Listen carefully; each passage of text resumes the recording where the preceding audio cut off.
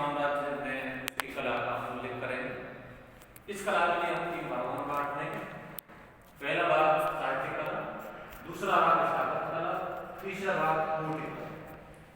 यदि हम साहित्य कला के विषय में बात करेंगे, क्योंकि कनिष्क बौद्ध धर्म का अनुयायी था और उसके साम्राज्य में, उसके शासन काल में चौथी बौद्ध संधि का आयोजन किया गया था, जो वसुमित्र की अध्यक्षता में किया गया था कश्मीर में। कश्मीर की सप्तपर्णी गुफा के अंतर्गत विद्वानों द्वारा इस सभा का आयोजन किया गया था।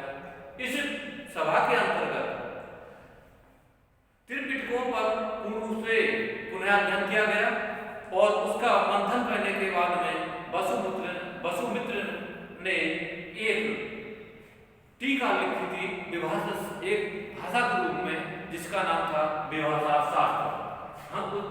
जबकि विभाषा शास्त्र बौद्ध धर्म की त्रिपिटकों के जो विद्वान, जो 3 ग्रंथ हैं त्रिपिटक, जो कि आप सुत्त पिटक, विनय पिटक, अभिधर्म पिटक, इन तीनों पिटकों की हम टीका के रूप में विभाषा शास्त्र का उल्लेख वसुमित्र ने किया था, इसकी रचना की थी इस शास्त्र की। इसके बाद में आते हैं उसके उपाध्यक्ष हम आएंगे कि अशुघोष इस चौथी बौद्ध संधि के उपाध्यक्ष थे। इन्होंने 3 ग्रंथों का उल्लेख किया, की रचना की थी, जिसमें सोन्द्रनंद नंबर 1 सोन्द्रनंद की रचना की थी, नंबर 2 सारिपुत्र प्रकरण की थी, नंबर 3 प्रज्ञापार्वता सूत्र की रचना की थी। इस प्रकार से इसने जो विद्वान थे, ये अपने में बौद्ध धर्म के महत्वपूर्ण प्रकांड विद्वान थे। जबकि अशुघोष के विषय पे कहेंगे कि ये विद्वान ही नहीं थे, एक नाटककार भी थे, एक संगीतज्ञ भी थे। इन्होंने अपने जीवन काल में इन 3 महत्वपूर्ण ग्रंथों की रचना की थी। इसके अलावा उसके शासन काल में चरक भी उसके शासन काल में उसके राज दरबार में निवास करते थे। इन चरक की एक महत्वपूर्ण पुस्तक है जिसका नाम है चरक संहिता। यह खास करके औषधि से संबंधित पुस्तक है। इसमें औषधियों के रूप से और मानव संरचना के विषय पर हमें पूरी जानकारी प्राप्त होती है।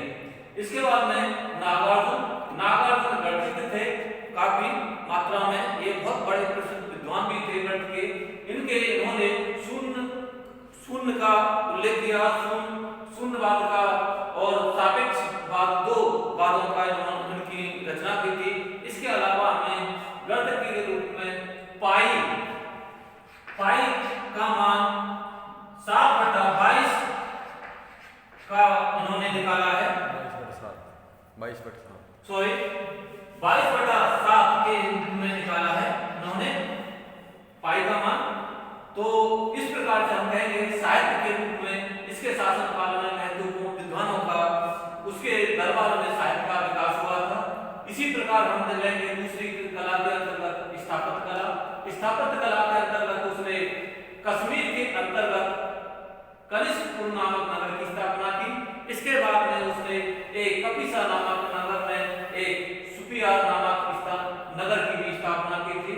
उसने अपनी राजधानी पेशावर में उसने एक संगा नाम का बुद्ध विहार बनवाया था, जो बौद्ध विद्वानों के लिए ठहरने के लिए वो बनवाया गया था।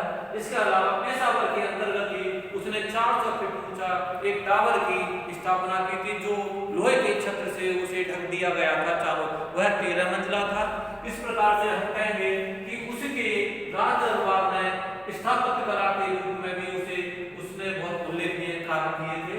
इसके अलावा आते उसकी मूर्ति कला के क्षेत्र में हम देखेंगे उसके, तो इस मूर्ति कला को भी हम 2 भागों में बांट लेंगे। एक तो मथुरा कला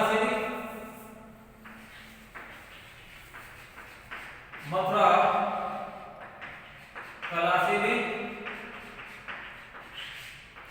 और दूसरा है गांधार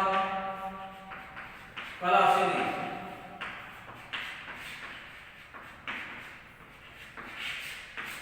इस प्रकार से हम मथुरा कला शैली के अंतर्गत हमें भारतीयता की दिव्य हमें उसकी मूर्तियों पर प्रभाव देखने को मिलता है, जैसे कि पद्म पद्मासन पर विराजमान होकर के महात्मा बुद्ध तपस्या में लीन होते हुए दिखाए गए हैं। इसके अलावा ब्रह्मा मंडल उनके मुख पर विराजमान है। इसके यक्ष, इनमें महात्मा बुद्ध की मूर्तियों के अलावा हमें जैन धर्म की मूर्तियों का भी हमें उल्लेख प्राप्त होता है। इसके अलावा हमें मथुरा के अंतर्गत यक्ष यक्षिणियों का भी और वृक्ष तथा और हमें अन्य प्रकार की मूर्तियों का भी यहाँ पे उल्लेख प्राप्त होता है। इसी प्रकार से गांधार कला शैली के अंतर्गत हमें यूनानी प्रभाव हमें देखने को मिलता है।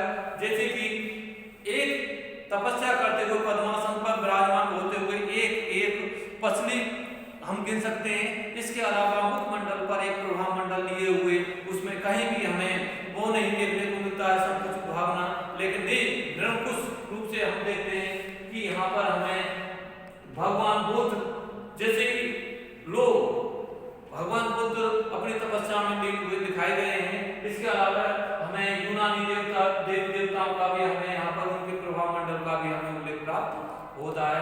इस प्रकार से यह टॉपिक हमारा पूर्ण रूप से समाप्त होता है और एक इसका हमने 3 भागों में हम इसकी वीडियो हमने आपके सामने पर प्रस्तुत किया है। इस प्रकार लाइक एंड सब्सक्राइब।